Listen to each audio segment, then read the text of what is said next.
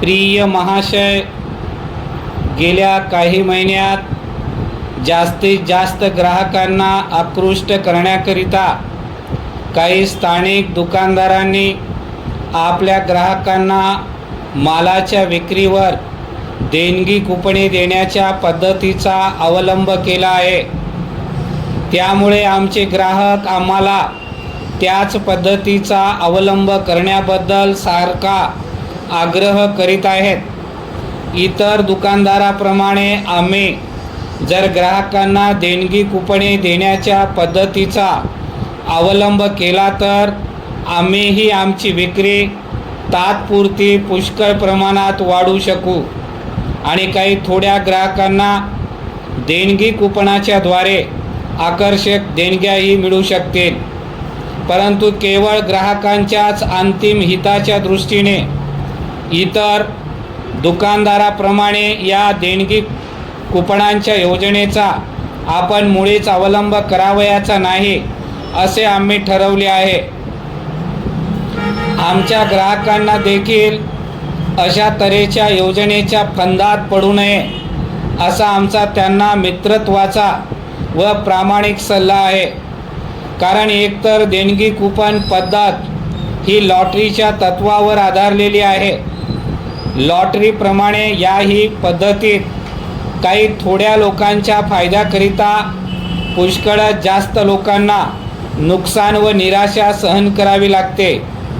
ही गोष्ट केवळ व्यापाऱ्यांच्याच नव्हे तर मानवतेच्याही तत्वाच्या विरुद्ध आहे आणि देणगी कुपने मिळवण्याच्या ईर्षेने ग्राहक आपल्या आवाक्याच्या बाहेर जाऊन मालाची खरेदी करतात आणि त्यामुळे नंतर त्यांनाच आपल्या रोजच्या आवश्यक गरजा भागविताना अतिशय त्रास होतो। याशिवाय देणगी कुपनाच्या आकर्षणामुळे मालाच्या गुणवत्तेचे किंवा त्याच्या खऱ्या किमतीची ग्राहक पर्वा करत नाहीत आणि त्यामुळे ते स्वतःचे व इतरांचे नुकसानच करतात। देणगी कुपनाच्या द्वारे ग्राहकांना ज्या देणग्या मिळतात त्या त्यांना जणू काही फुकटच मिळतात अशी ग्राहकांची समजूत असते, पण त्यांची ही समजूत चुकीची असते। कारण वस्तुतः मालाच्या किमती तात्पुरत्या वाढवून दुकानदार जो जादा नफा कमवतात त्याचाच काही भाग ग्राहकांना देणगी कुपने देण्यासाठी खर्च केला जातो।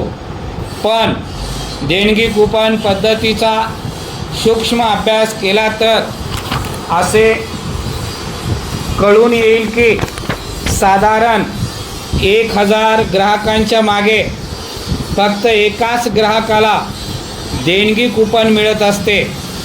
याचाच अर्थ असा की एका ग्राहकाच्या फायद्याकरिता 999 ग्राहकांना नुकसान व निराशा सहन करावी लागते।